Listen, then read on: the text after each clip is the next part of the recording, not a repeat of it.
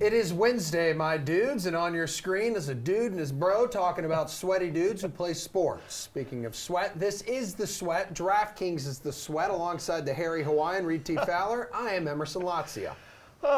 As for what we have on tap tonight, our NFL team previews continue with a couple of AFC North rivals in the Steelers and Ravens. Jeff is here to talk some John Deere Classic and lots of baseball. That sounds good. I'll have that. Good evening to our baseball panel. A handsome DK Live trio consisting of Steve Buchanan, smack dab in the middle, Julian Edlow standing on the left side of your screen, and Garion Thorne.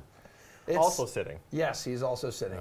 Good observation. Thank you. It's an MLB edition of Sing the Future. Steve, as we look ahead to the unofficial second half of the season, the team that was the hottest entering the All-Star break was the Cleveland Indians, who had won 6 games in a row. Their win total was set at 90, which means they would have to win 40, if my math's correct, out of their last 74 games. How reasonable of an expectation is this? I think it's too murky right now because, there's reports out there that they're going to be sellers at the deadline. It sounds like Trevor Bauer is going to be available once the trade deadline comes around, which is really in a couple weeks here. So if they're looking to sell off some of their more vital pieces, it's hard to really tab them to win that many games to reach that 90-win threshold here. For right now, I don't think it's sustainable. I mean, they've just been ravaged by injuries. They're starting to get a little bit healthier, but this offense is not really a good offense overall. I think they're a little above over their heads right now with how they've been hitting. They definitely went on a good run here. We've seen that they're capable of doing so, but to sustain that, I just don't see it happening. And again, if they're going to sell off some of those more important pieces and get some more prospects back in, hope they can start rebuilding, I just don't think it's just going to happen for them. Julian, what do you think here?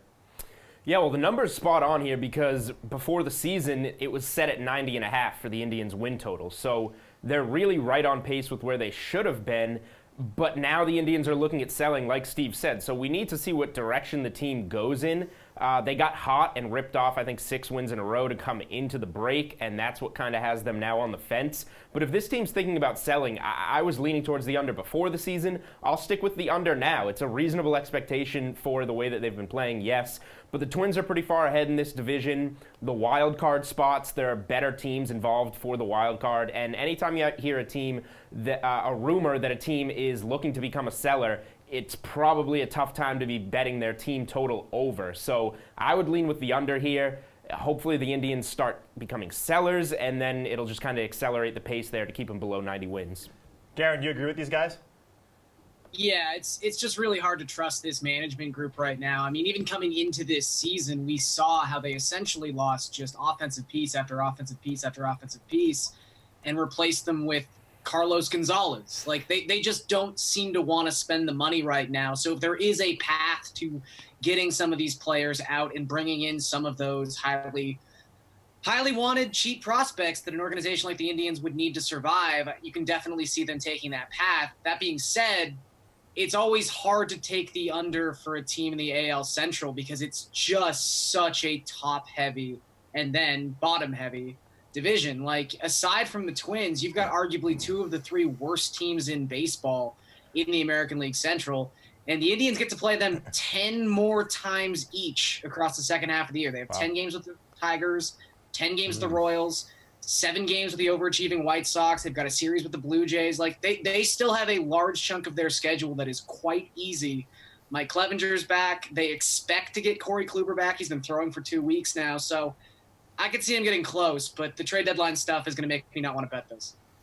All right, Jules, since you are the son of New York's angry little bagel man, the latest viral sensation on Twitter, the Yankees plus 175, Astros plus 200. They're the clear favorites in the American League here. You looking in that direction, or is there another team that should be worth your attention? Thanks for spitting that out, Emerson. Yes, Angry Little Bagel Man is my father. That's why I get so angry on this show all the time, but I'm going to keep it civil today. I like the Yankees a lot. It's not great odds on them at plus 175. The AL has a lot of good teams in them, but I just don't think many of them outside of Houston have proven themselves in the playoffs. The Red Sox have, but they're going to have to sneak into a wild card spot and get hot and then do some work in the postseason.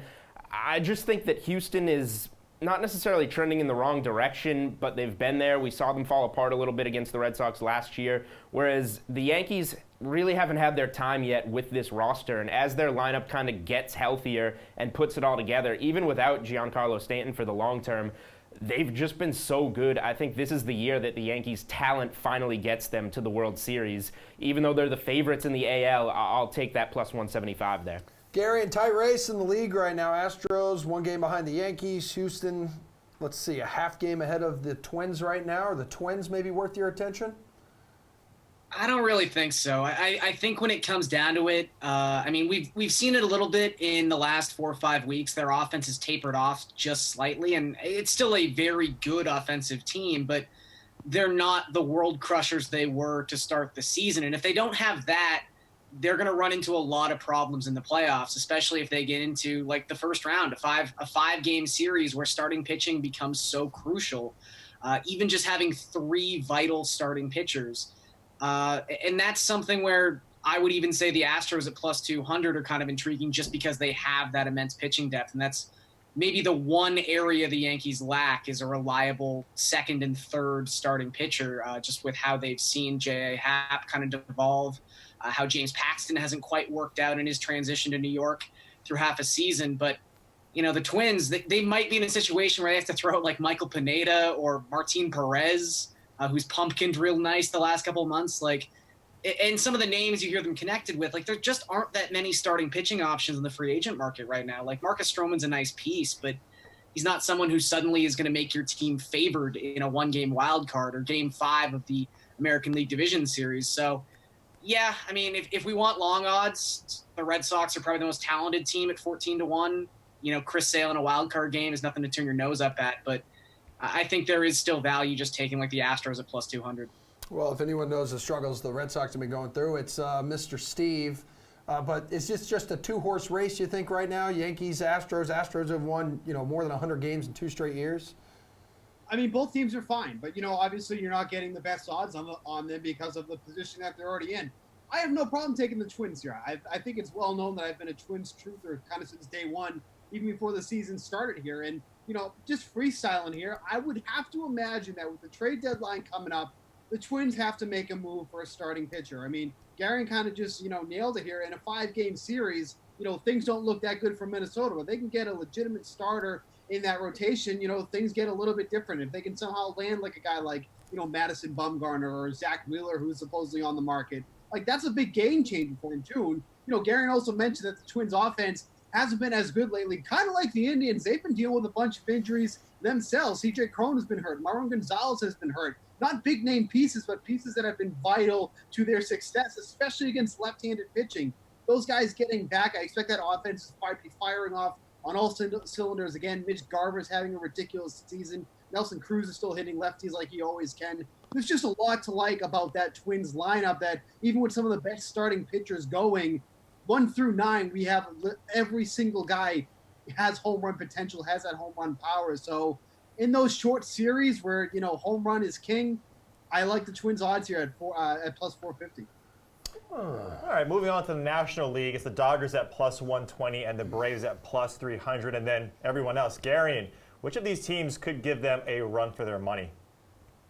I think you just have to look at the National League East because it's maybe not the division that's still most wide open. That would clearly be the Central, which is the tightest division we have in baseball. But the sort of massive shifts we've seen from like the Phillies to the start of the year to the last 4 weeks. The Braves were 18-20 at one point and then have reeled off like 75% of their games over the past 7 weeks. But the Nationals have gotten super hot lately, and they're 12-1. And look, I know they lost Bryce Harper, but they're still an immensely talented team with a nice mix of veteran talent and young, dare I say, generational prospects with Juan Soto. And they've still got, we keep going back to this in a playoff setting, but you need 3 starting pitchers to get through a playoff series. And they've got that in Max Scherzer, Steven Strasburg, and Patrick Corbin. You look over the last 30 days, they are second in Fangraphs WAR in terms of their pitching numbers. They're also 6th in WOBA across the last 30 days. They're really just firing on all cylinders, and it's not a team that I look at and go, oh, they can't sustain this. They definitely have the talent to do so. So maybe they're someone who has to sneak in through a wild card game. They're 6 games back of the Braves right now, but if you're looking for one pitcher in a wild card game, I think most people would pick, Max Scherzer to start that game. So I don't know how much of a detriment that is to them right now. Gary, and just for any new viewers we may have, can you explain real quick what WOBA is? Just so. Sure. So that's weighted on base percentage, which Thank you. essentially takes what on base percentage is as a calculation of how often someone reaches base and says, well, that's not a fair estimation. We have to reward it more for doubles and home runs because, a home run does not have the same value as a walk, despite them both being an on base in OBP. So WOBA takes that and says, hey, a home run is 4 times more important and kind of weights it that way. Awesome. Yeah, Emerson was Thank you. asking for a friend there. So Steve. No, it's all, I'm getting it with all over Twitter here. So What Steve, is really it? quickly, what do you think here? I mean, over the last 10, the Nationals are 8-2. Do you agree with Gary?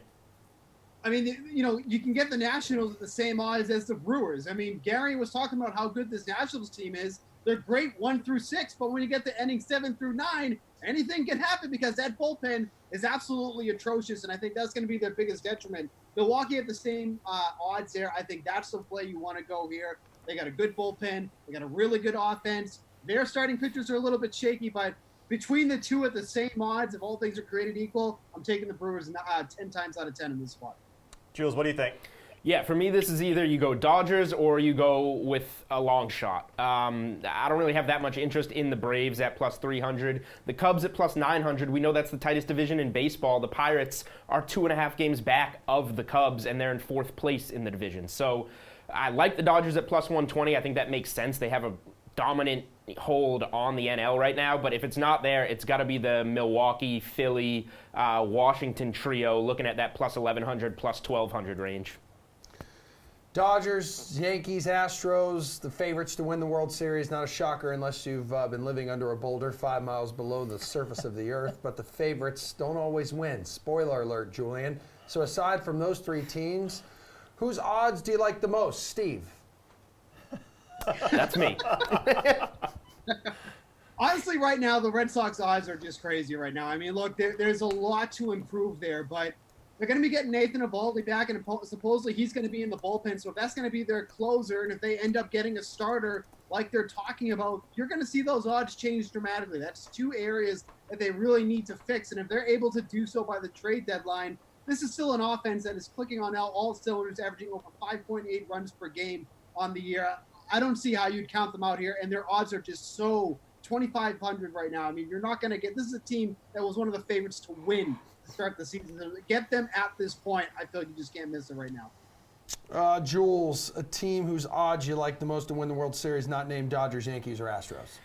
Yeah, I mean, the Red Sox are an obvious one because they came out at plus 650 and now they're plus 2,500. So that's just how you get value. The Brewers also at plus 2,800. They make sense to me. They're going to have to come out of that division or sneak into a wild card spot, though, and that division is going to be really competitive. So I think there are some good teams. I think Philly's plus 2,200. There's some good teams that you can get at more than plus 2,000. But for me, it's got to be the Red Sox that catch my eye the most.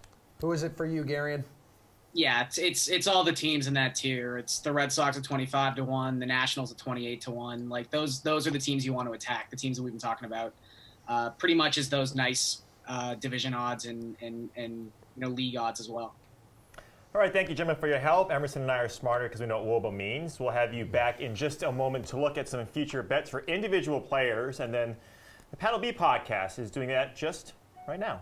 I love Morton at this spot. I mean, no one's really talking about him, but when you go back and look at his stats, he's really quietly putting together such a good season for the Rays. Like, he's just been, I mean, I don't think he's allowed more than 3 runs in a start more than twice this season. And that's kind of like Jacob deGrom territory from last year. But no one's really talking about Morton at all. Like, Verlander, like I said, just makes no sense because he's on pace to allow, like, almost way more home runs than he's ever allowed. It's not his fault, did he? Right, yeah, the balls are juiced. But, plus 180 for Verlander and then Cole at 400, like, that should be swapped, in my opinion. I don't know. Real quick, people have been betting on 3 people, so it's moved the odds a little bit. People have been betting on Verlander, who is down to plus 170, Garrett Cole, who's at plus 350, and Morton went from plus 500 down to plus 400. There you go. So people have been betting those 3 guys, and it's pushed other guys back. Giolito is now plus 550. And he went from off the board and opened at the All-Star break at plus 450.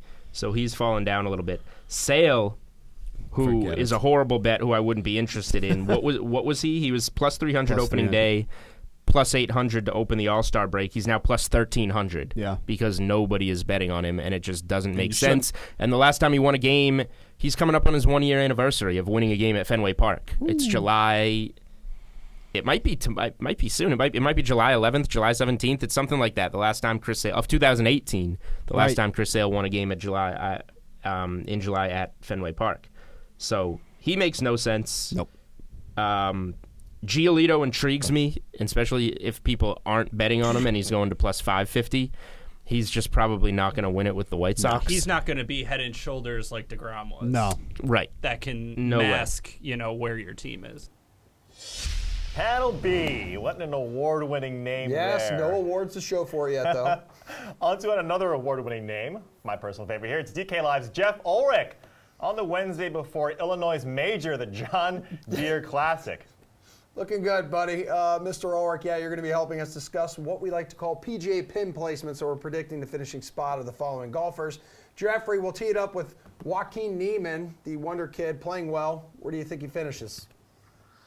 After a couple days of deliberation about the John Deere Classic, I've come to really like Joaquin Niemann, especially as a DraftKings play this week. I mean, you look at the top 4 players, obviously got Morikawa, Wolf, Victor Hovland coming in. Niemann's the one who's played this course before. He's T23 here last year, and he was kind of going on his summer run. Now he's actually playing perhaps better golf than he was last summer. He's got a year of experience, and he's coming in with really solid approach numbers. His putting's been a little bit better over the last couple of months too, which is a really good sign. And he rates out well from these key ranges, 125 to 175 yards this week. I think Joaquin Niemann's going to have a good week. I could see him getting in contention for the title. Really all comes down to putting. He does not rank out well inside 10 feet for putting. I think that might hold him back from winning, but I think a top 5 here is very reasonable. All right, Jeff, let's keep the ball rolling here with your boy, Sunjay Im. Oh, yeah. Yeah, Emmy over here buried the lead yesterday. My boy. I picked him once. Okay, guys. He's not my boy. I picked him once. Oh, okay. It's kind of your boy. Get a little defensive there. I mean, Emerson asked you about him towards the end of the show yesterday, and you mentioned you didn't like him as much as last week. So what do you think? Because he's playing pretty well. I mean, he's striping his irons pretty well. He is, Jeff. Well, I mean, his irons weren't that great last week. I mean, he was good off the tee. He putted okay. He's just kind of been a mixed bag. He putts well one week and then he doesn't hit his irons the next week. This is his first time seeing the course too. I don't have that high hopes. He doesn't rate out that great from his wedge game either, and his power off the tee is going to be a little bit, de-heightened here on a shorter technical track like TPC Deere runs. So personally, I got Sunjay kick clocking in from like a T30. I think his birdie rate and his ability to sink a lot of putts and make birdies is going to help him out, but. I just don't think he's going to be able to get close enough to the hole to give himself enough looks to get in contention. So I'll say T30. What about the pride of Augusta, Georgia, though? Charles Howell III already secured a win this season at the RSM Classic. You think he wins here at Deere Run? He's the highest-ranked golfer in the field, 55, because Kevin Na has withdrawn. I want you to know that, Jeff. Yeah, don't play Kevin Na like Emerson told everyone to do yesterday. Don't listen to me. It's okay. He was just testing. He was testing us. We passed. That's good. Good. Charles Howell. I mean, Charles Howell's kind of a similar story to Sunjay Im. I mean, the only thing is he's got more experience playing this course. He's doing most things okay. He's not super sharp right now. You obviously see his last few events. He's made a couple cuts. He was okay around the greens last week. He was okay with approaches, but it wasn't great. I just don't think he's sharp enough to get in contention or win anything. At the same time, when you consider how weak this field is and the fact that Charles Howell is putting a little bit better this year, I think somewhere at T25, T20 is completely reasonable. I think he makes for a sensible cash game play on this course. He's played it a lot. He's got a solid made cut rate, and he's coming in with improving form, which is good. I don't see him getting in contention, but I think like a T20 is a pretty reasonable finish. Jeff, hit us with that Slate approved up in Canada. There we go. Yeah, I'm going to go with Niemann as my Slate approved pick. I mean, look, I was slumming through the scrubs in this list and trying to find out some fancy name. And why not just go with the guy who's trending well? I think Joaquin Niemann is the name you want to play out of the top 4, so I'll go with him for my pick. Yeah, you're not picking a fancy name because there are no fancy names in this field. It's very simple. Stick around because you will be joining some of your DK Live BFFFFs to preview the Baltimore Ravens. But first, here's Pat Mayo talking the NFL. Why are we hanging on to this guy? The future's now. The future's Josh Allen. Let's keep moving forward, and I think the Bills are going to keep moving forward. I don't have a problem with taking him in the 90s. I think it's fine. Royce Freeman, same thing. At least when I look at both of those guys, I'm rooting for Philip Lindsay, but how often have we seen Denver kind of screw the pooch with those kind of situations? You know, you make the case for the Bears defense even around there too. Maybe you're better off taking the advantage of the Bears defense. And this is why you don't want to let it come to this, Pat. You don't want to make stupid decisions early on, like overdrafting a quarterback or overdrafting a tight end, so you don't have to worry about LaShawn McCoy or Royce Freeman being useful for you. Yeah, I even at this price tag, I don't think I can pull the trigger on LaShawn McCoy because probably Josh Allen leads the team in rushing, which is bad news for any of those running backs. I mean, Singletary, yeah, like 5 rounds later, you might as well take a shot. Maybe he ends up becoming the starter. He'd be my preference of all the Bills running backs. Actually, my preference would be to have none of them, but if I had to pick one, it would be Singletary, right? Like, you don't want Frank Gore. No, you don't want Frank Gore. I'll tell you what, it would not shock me if TJ Yeldon became useful. Okay. And this is more in the deeper leagues. And I'll tell you why. Last year, Yeldon was very good in that stretch he played for Leonard Fournette when Fournette was out. When he first came in the league, that offensive line in the Jaguars was dreadful. That line greatly improved, and all of a sudden, guess what? All of a sudden, TJ Yeldon looked pretty useful as an all-purpose running back. I think he also fits the style of play of Josh Allen, where Josh Allen's going to be able to roll out, make plays happen, and he's going to be a guy who can just release into space and actually catch the football. So I'm not saying he's fantasy worthy. I'm saying he's a guy to keep an eye on at least, because it would not shock me if he became at least useful in the deeper leagues in the 14-team league, potentially in full PPR. It's funny. I was just looking to see what Matt Ryan's ADP was, although he does have that year-on, year-off thing. I don't know if that's like a real trend or just something that I look at and be like, oh, that kind of terrifies me. And Matt Ryan can't put it together 2 years in a row, so maybe I don't want him. But he's going 77. Drew Brees is going 88. Cam Newton's going pick 109 right now. I get that he was hurt at the end of last year. But isn't this exactly what happened with Cam like 3 years ago? That he had like the sort of down year, everyone didn't draft him, and then everyone who did draft him in like the 11th round won all their leagues? Yep, and I was one of those guys because I kept saying to myself, what are we doing here? Why are we letting this guy slip so much? And another perfect example of why you don't overpay.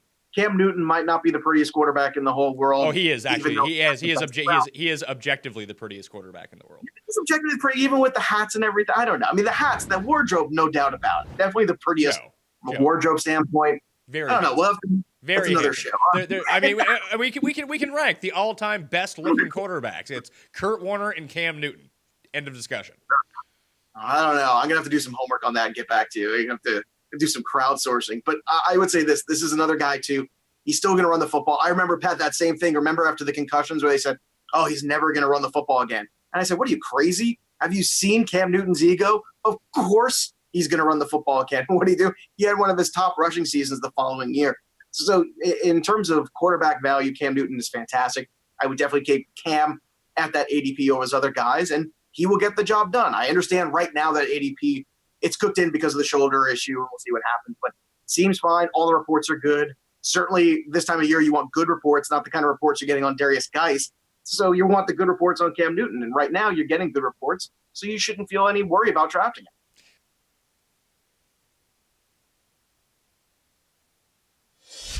Why, hello there, internet friends. Hope you enjoyed Pat Mayo talking some NFL, LaShawn McCoy, Cam Newton. We've got some real-life friends who sent each other Christmas cards early. DK Live's Jeff Ulrich, Steve Buchanan, and Julian Edlow. Guys, it's NFL team preview time where we discuss the team's value in both DFS and season-long fantasy, okay? So first up in today's show is the Baltimore Ravens. Jules, we're going to start with you here. The panel has Lamar Jackson as its MVP. Too easy of a pick for you? It is too easy of a pick in this offense because the way Lamar Jackson throws the ball, it can't possibly be a wide receiver. And then they're kind of retooling the running back position with Mark Ingram and some rookies coming in there. So it has to be Jackson. His first start of his NFL career, he rushed 26 times. You're just not going to find the amount of value in terms of a running quarterback as you are here in Lamar Jackson. Hopefully he improves as a passer, but just on his rushing alone, he's always kind of a value player, a bottom-tier quarterback play for maybe a bye-week fill-in and season-long, or if you want to build a cheaper lineup on DK, he's a guy that you can target depending on what defense he's going against. So I just don't see where else on the field with these players we can have another MVP rather than Jackson, as long as you're getting value on him at least. All right, Jeff, Baltimore's offensive approach, it's going to be tailored to his game. They're going to be aggressive with the run, selective with the pass here. So enough for him to be the MVP? I mean, if you've watched these previews by now, you know that I love to pick holes in things and go with against the panel. But, like, there's no other choice here. Lamar Jackson is going to be the MVP for the Ravens. He just is, and his rushing upside is going to probably give him a shot to possibly sneak into the top 5 fantasy quarterbacks. Now, I will say this about Lamar Jackson: he does carry some risk. I mean, there's the injury factor. There's the fact that he was kind of terrible, like in the playoffs. You saw him fumble the ball a lot. You saw him not be able to come from behind. The Ravens could get sick of this act at some point during the season because it's a very specific offense, and he could either play himself out of the starting position or he could just get hurt because he runs so much. So there's risk with Jackson. At the same time, you can't deny the upside here. He's going to rush for touchdowns. He's going to get like 12 to 16 carries a game. And if he improves even just a tiny bit of the passer, like I said, he could push for the top 5 fantasy QB spots. Steve, I feel like he's going to have to run for 100 yards and find 2 total touchdowns every week just to compete with these other top-flight quarterbacks.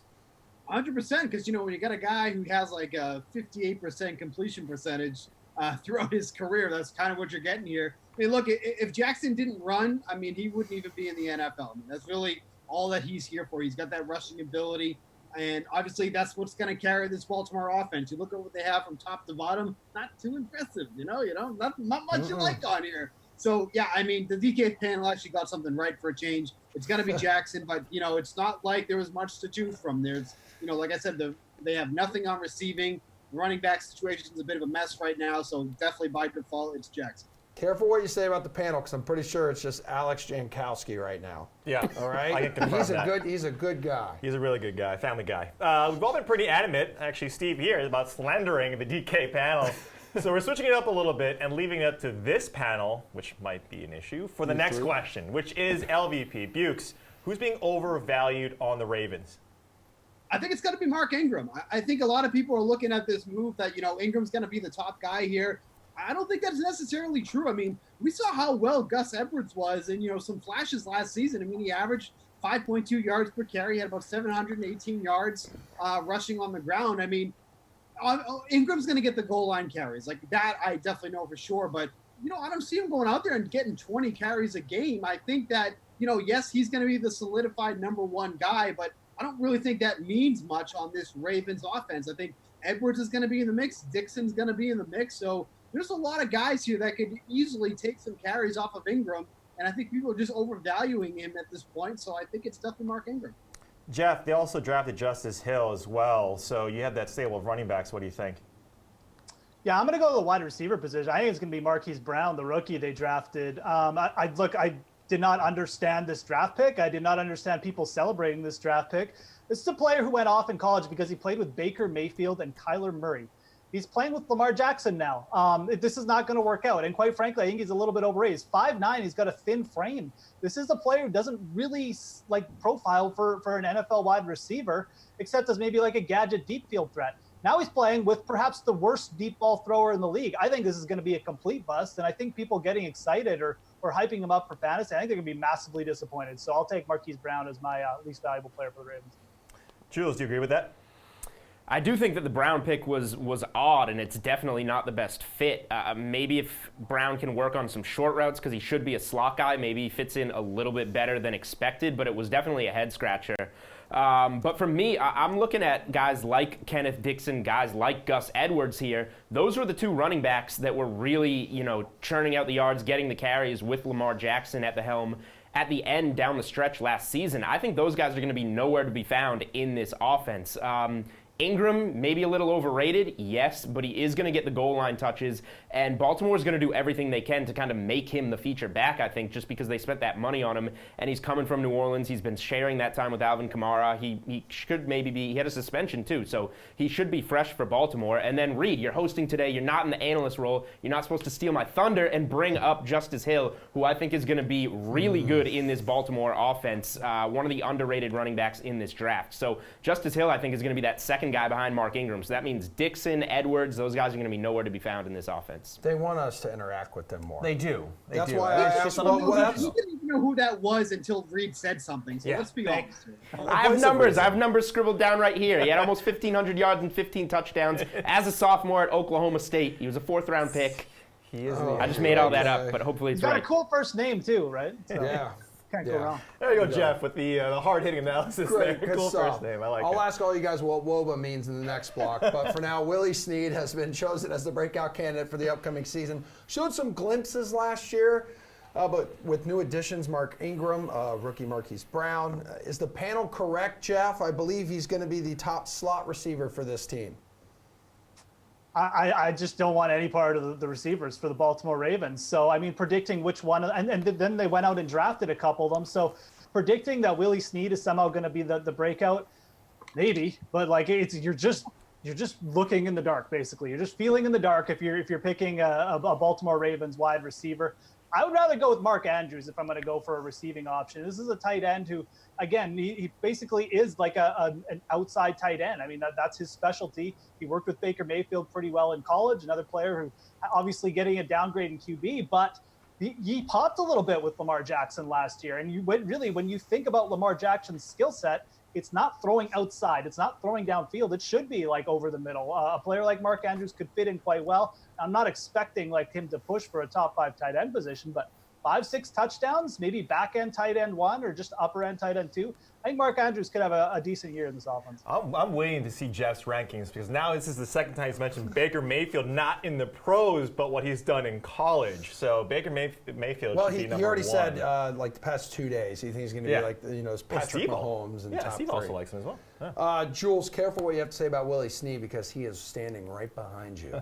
He is right here. But I'm kind of on the same page with Jeff here in the sense that I definitely want Mark Andrews before I want to be using any wide receiver position on Snead or Brown or any of these guys. Mostly, I mean, they might have better numbers than Andrews by the end of the season, but to use a wide receiver slot in DFS or in season long on a Baltimore receiver just doesn't make sense. Mark Andrews at least is like a bye-week filler at tight end that is going to get some touchdowns. But my breakout guy here is going to be Justice Hill. He had a couple of huge seasons at Oklahoma State. He looks like a great running back to be kind of running that option with Lamar Jackson. And while I do think Baltimore is going to make an effort to kind of feature Ingram, he's getting up there in age. He could get hurt. He could just get outshined by the fresh legs, quick legs of this rookie Hill. So I think Hill is a guy that's going to fit really well in that dynamic backfield with Lamar Jackson, and he would be my breakout guy in this offense. Steve, he finished 10 games with at least 10 PPR fantasy points, but 0 with 15 or more last year. I mean, if he's going to be a breakout player, he's got to produce a little more. Yes? No? He's not going to be a breakout player. I mean, this just kind of goes to show how poor this Ravens offense is, because we all going to have 3 different answers. I think it's Hayden Hurst. Let's not forget that this was their first-round pick last season. He was derailed by injuries with that foot injury that he has. Supposedly put on 20 pounds of muscle over the offseason. Yeah, dude. Bulking.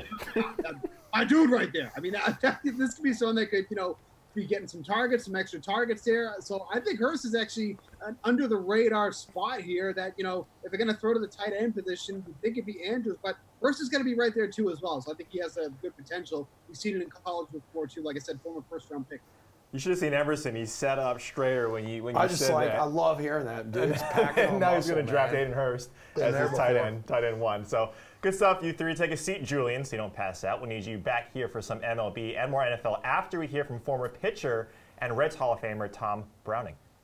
Hey, it's Brendan Glasheen, and with this DraftKings Fantasy Flash, another Mets pitcher is on the market. MLB.com's John Morosi reports a Noah Syndergaard trade is possible if a heavy price is paid. Morosi says the Brewers are among the teams showing interest in Thor. Milwaukee's also connected to Mets righty Zach Wheeler.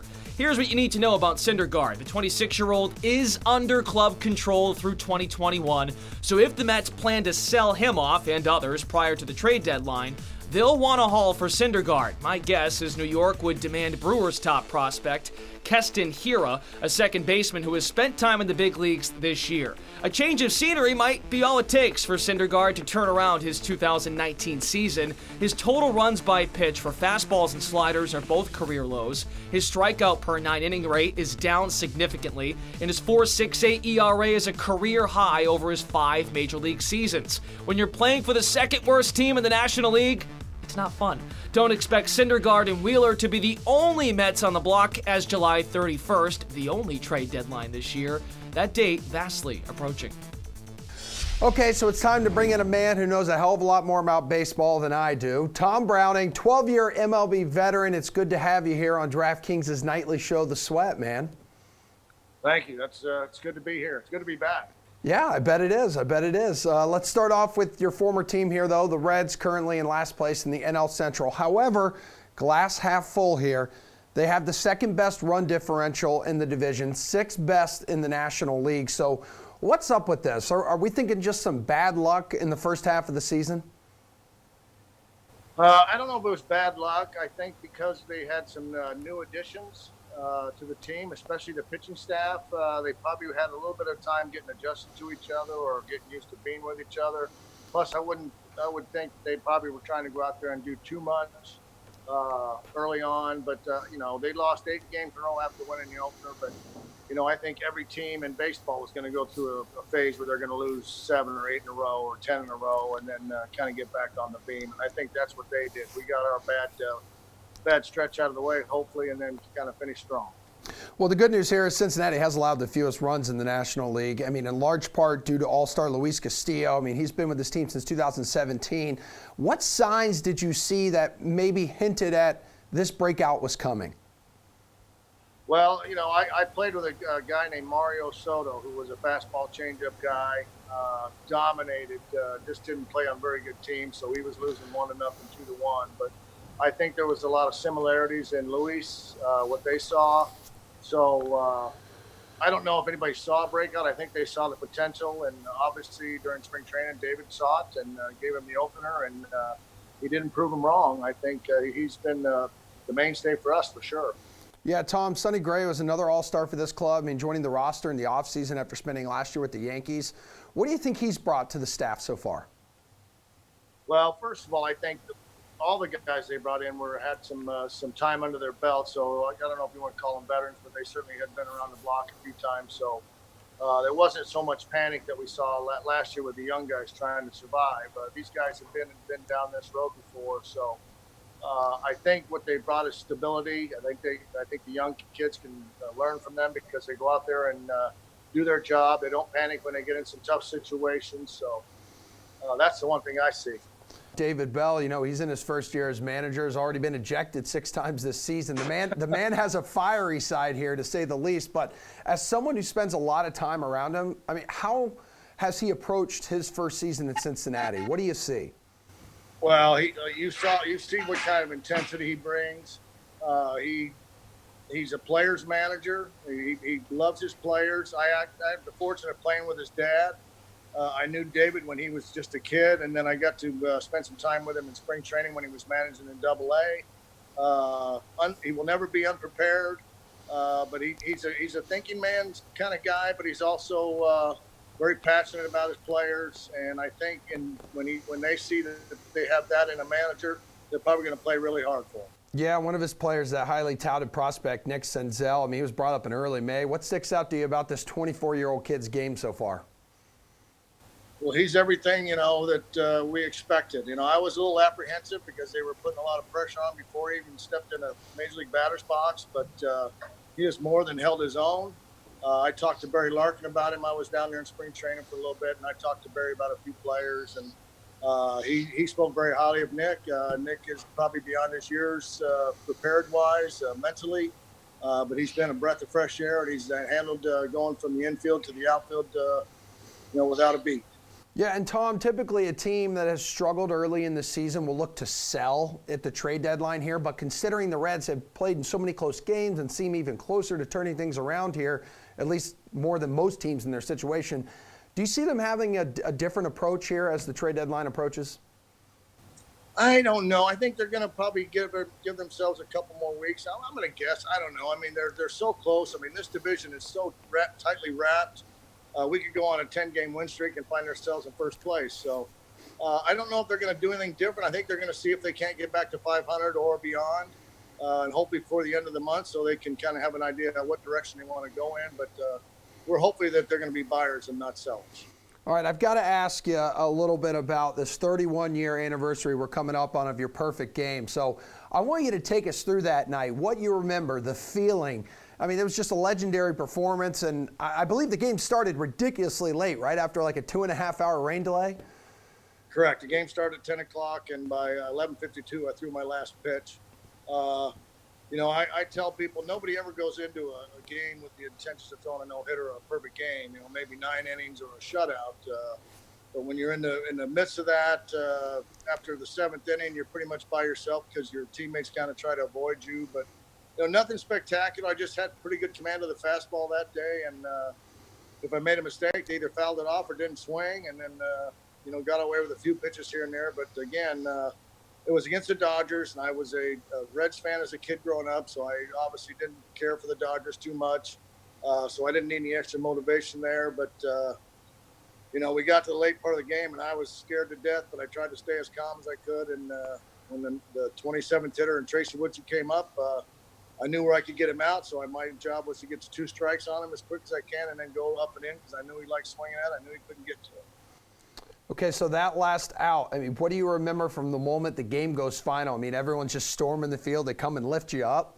Oh, well, I felt like I had an out-of-body experience. I thought after they put me on their shoulders that I kind of went up above them and was looking down on the whole thing for a brief moment. But, you know, it was a culmination of a lot of things. That was in 1988. 1987, I got sent back to AAA, had a really tough year. And to me, that just kind of signified that was my stamp that I was a big leaguer and that I belonged. There's been a lot of talk about MLB juicing baseballs for more offense. So, especially as a former pitcher here, I mean, what are your thoughts on the controversy, if it even is one? Well, I think the balls are juiced. I'm seeing guys hit balls blown away into the midway up the seats in right center field. I'm talking about a right-hander, and it's just hard for me to believe that they're guys are that strong that can do that. And of course, you know, that backspin and whatever the launch angle, all that stuff, that's fine. But the balls, when I touched them in spring training, they seemed really hard. So what should Rob Manfred do? Do you think he should do anything about it?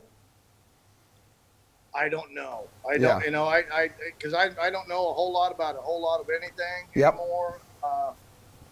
It just seems like we have been slowly but surely making it offensive games any way we can. You know, if they want to do that, then why don't you put the mound back up to 18 or whatever and give us a little bit better angle, because then we'll create better launch angles for them too. But we could have a little bit something going towards our way, because they've kind of been taken away from the pitchers ever since.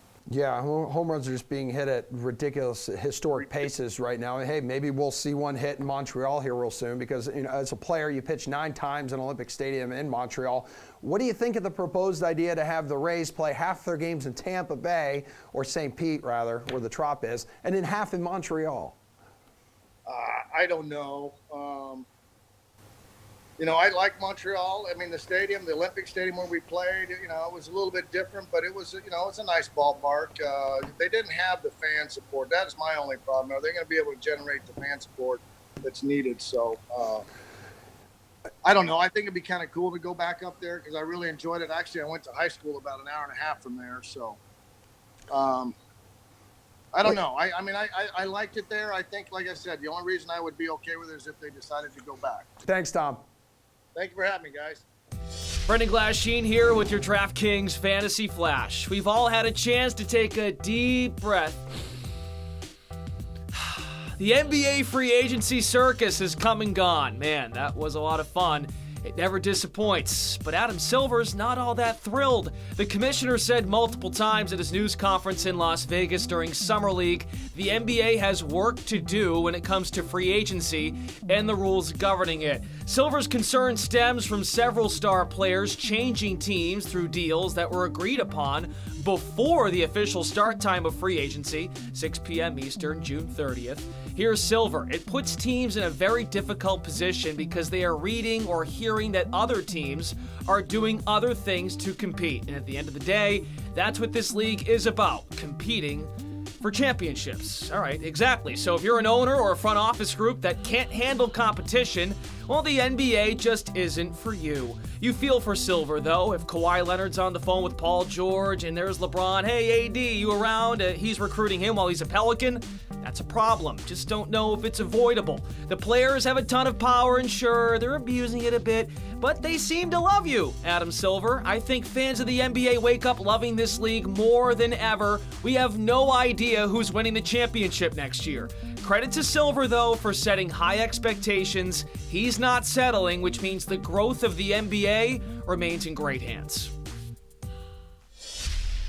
One more time with these three belligerent baseball bros. That's called alliteration, Reid. Steve Buchanan, Julian the Bagel Edlow, and Gary and Thorne, all hailing from DK Live. And this time we are talking future bets for individual players, not teams, looking into the future. Does anyone in the National League outside of Bellinger at plus 100 or Yelich at plus 165 have a shot at MVP? Julian? No, nobody outside of these two guys has a shot. I believe Nolan Arenado is next on the board at plus 900. But none of these guys are even worth betting on to try and get the value because it is just down to these two guys who have been so good. They're 1 and 2 in every statistical category this season. Yelich has probably been a little bit better statistically, so maybe he has a little bit more value at the plus 165. But I know we're not supposed to count this against him, but winning it last year, sometimes that does count against you. Then the Brewers are they're still plus 145 to even make the postseason.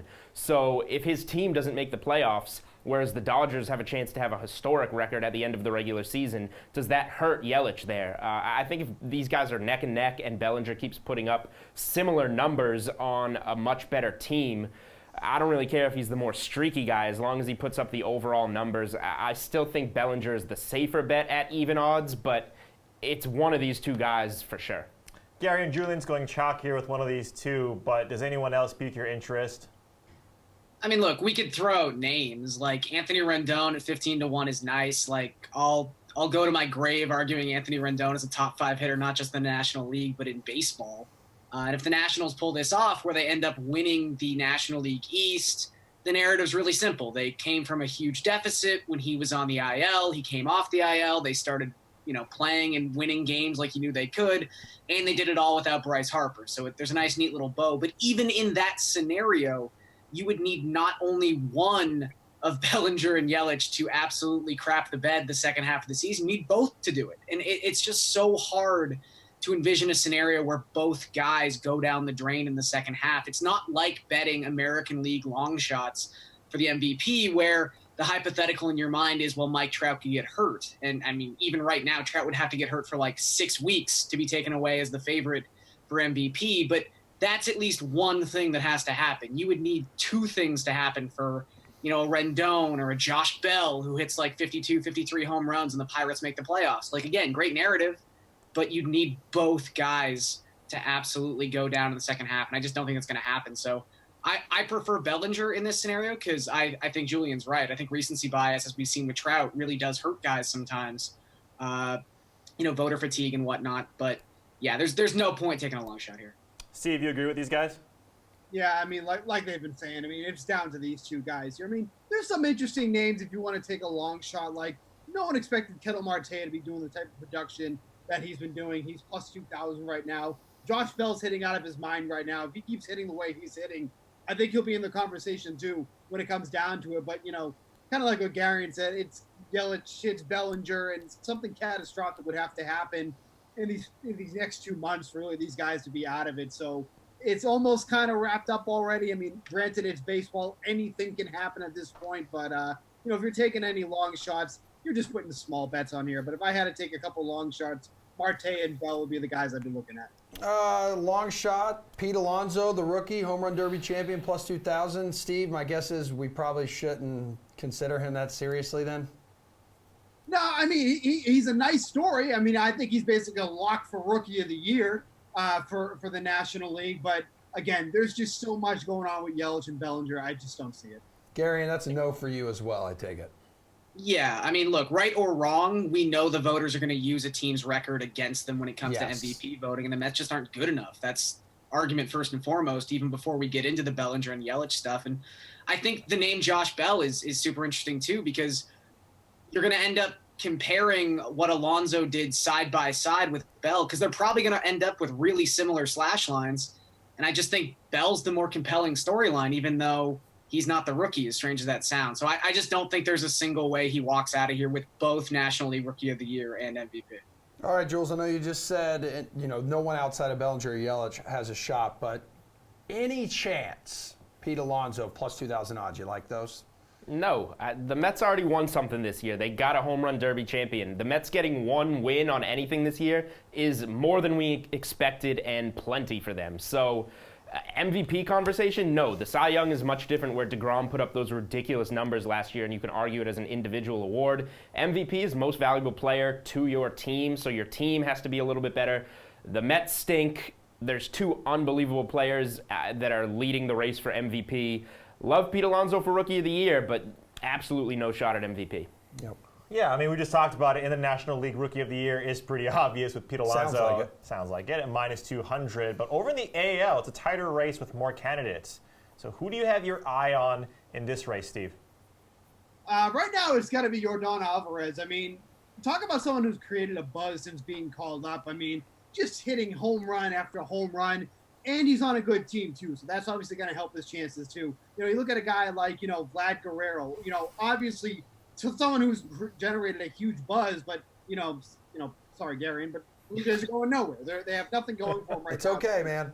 I mean, if we can get past that, it should be Vlad Guerrero. But he's also only been up for a couple, month and a half now at this point. And same with Alvarez. But the AL is really tight when it comes to Rookie of the Year right now. I feel like the next 2 months is where it's going to open up here. But as of right now, I think Alvarez should be the slight favorite. But there's still a lot of guys in the mix here. Garion, what do you think here? I don't know. Blue Jays have like 4 different guys, top 10 odds for AL Rookie of the Year. I mean, it's all happening, Steve. Yeah, I think Guerrero, even if you were trying to create an argument for Vladdy, I don't think 7-1 are long enough odds. I don't think they're enticing enough for the deficit he has to make up, missing the first month of the season. And let's be honest, really outside of a 3-week run in late May, early June, not producing at the level we would expect for someone to be, presented an award. I actually think the one guy I'm really interested in is Jimenez for the White Sox. I'll be honest, I cover this stuff, and I still looked at his stats today and went, when did he get to 16 home runs? And I think the fact that the White Sox are not destination viewing for people has really kind of subdued people to the fact he's come on a lot lately. His June was fantastic, a 144 WRC plus, 8 home runs. We know he has the pedigree. He was the second best prospect in all of baseball. So sure, Brandon Lau was an all-star. That's a pretty good case to be Rookie of the Year, but he also strikes out a ton. His season could go south very quickly. Jules, what do you think?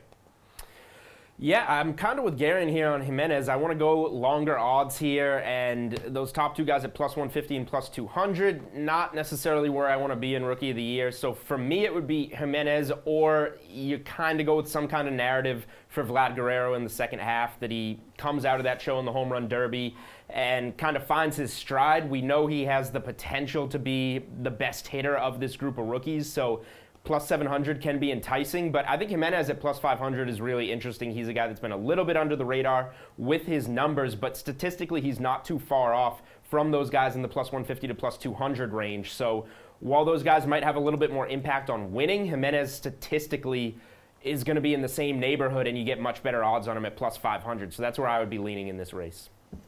Garion, you are free to go. Jules and Steve, need you one more time as we take an early fantasy look at the Pittsburgh Steelers. Hey there, I'm Brendan Glasheen, and with your DraftKings Fantasy Flash, the Phillies are barely an NL playoff team, so they really need Jake Arrieta to pitch. Hurt.